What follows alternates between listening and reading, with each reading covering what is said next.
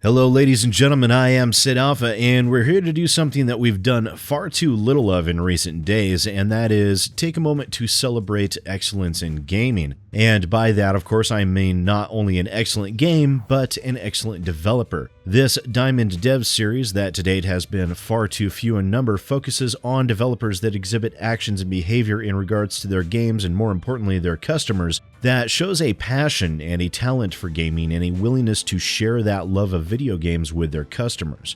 That is a very basic overview that doesn't cover a wide range of decisions that have to be made in regards to the Diamond Dev series, but the major points that all of these developers share are an extreme willingness to work with their customers, to engage with them, and more importantly, to listen and improve. And the developer of this game very much falls into that category. This game, Tangledeep, I'll admit, was one that I had originally looked at when it first came out, but I'd given it a pass due to my making the foolish decision of judging a book by its cover. With a somewhat RPG Maker feel to its aesthetics, coupled with it being a roguelike game, meant that I really had no interest in the game itself, as I'm not really a huge fan of those type of games.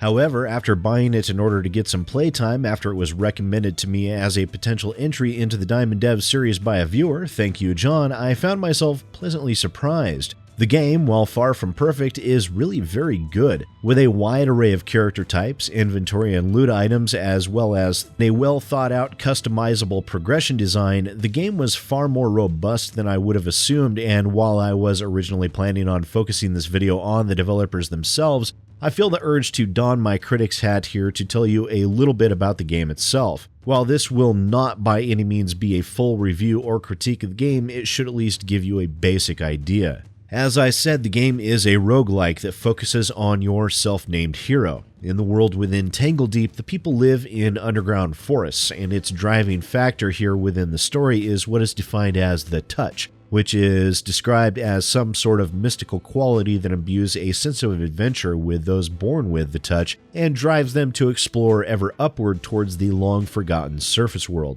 It's a very basic description provided, but realistically with all of these types of games, they rely mostly on peripheral and emergent storytelling, which can be relatively effective when handled correctly, which I feel it was in the case here. The game, as is typical with good roguelike games, offers you a wide variety of options at every turn. You're provided with a total of 12 character types, where 3 of them have to be unlocked by gameplay, followed by a total of 9 feats with 3 additional unlockables, where you choose 2 or have them randomly selected for you in order to further customize your play experience. You then have a variety of special abilities unique to each of the 12 character types that allows further customization based on preference, as well as an item and inventory system for weapons, armor, and your standard fare of peripheral items and consumables. The game mechanics are turn-based, allowing you a certain amount of decision-making when dealing with stronger opponents on how you would like to proceed, and that, I felt, was a welcome touch that I personally haven't had the pleasure of experiencing within very many recent roguelikes. Many of them also choose to incorporate a timer mechanic in order to apply pressure on the player to make decisions and to act as rapidly as possible in order to stay ahead of the proverbial advancing wall of fire. I like being able to take my time with things when I want, and as such, I've never been a fan of timer mechanics within video games. That's actually been my least favorite game mechanic I have ever encountered, so its absence within this game was a very welcome choice. The game, as I said, is fairly robust on nearly every level. One of the few complaints I have with the game, though, is that we're still faced with the default Unity options menu, even though the game does have its own menu screen within the game itself. Now, it may be simple PTSD from playing through so many digital homicide games in rapid succession in the past, but my soul hurts every time I see the default Unity menu.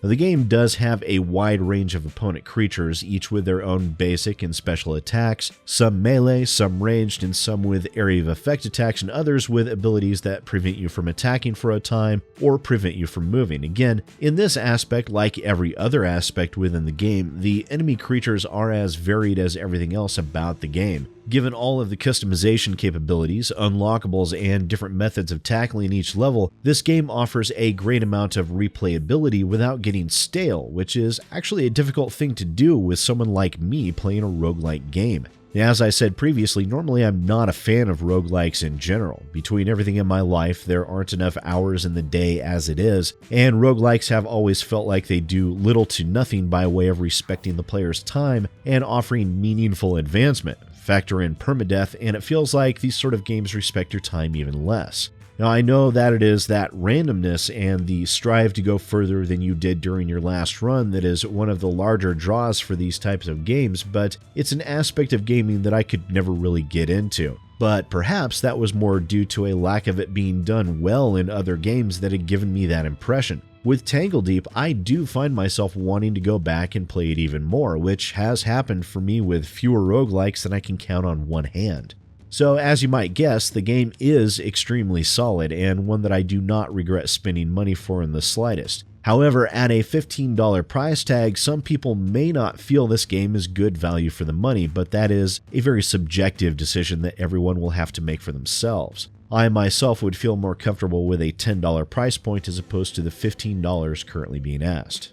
But the main thing that brought this game and its developers to my attention was their actions and even more so their interactions with their community. The developers, a 5-person team, have maintained extremely open lines of communication and even have their own Discord that is open to everyone that you can find from their webpage. They listen to their players, take their feedback, and continue to improve their game with numerous updates since the game's release on February 1st of this year. So a little over a month, and they have released a plethora of bug fixes and balancing changes to improve the gameplay experience. Now, I went over to steamdb.info to check, and what I saw there was actually extremely heartening. The game has 2 main depots, a public build, which is what everyone gets when they buy the game, and an opt-in beta depot that allows players to receive more rapid updates to the game and will provide those players interested with the ability to help troubleshoot those beta patch releases. Those releases themselves, from looking at the history, show an update timeline on the beta side of sometimes as many as 2 per day, with periodic updates to the public build once those beta patches have been vetted and verified as being stable. And from what I've seen, these developers have shown a level of decorum, composure, and professionalism that is sadly extremely lacking within the indie development market. And by all accounts, these developers are doing absolutely everything right and have very much earned their spot on our list of diamond devs, not only for producing a great game within its genre, but by showing exemplary character as well. I hope fans of roguelikes do give this game a chance, or at the very least help spread the word of the game's existence, which is available on Steam and also on GOG, and links to those will be down in the description. Now, in today's climate with asset flippers, dirty devs, and AAA nonsense, we have to start looking at not only whether or not the game is worth our time and money, but also whether the developers and their actions warrant our support. We have to start thinking about what we're allowing to continue to exist when we purchase a game. Now, thankfully, when it comes to Impact Gameworks, they are a group that should be encouraged to flourish. A rare example of games developer by every measurable definition that matters as a good development group.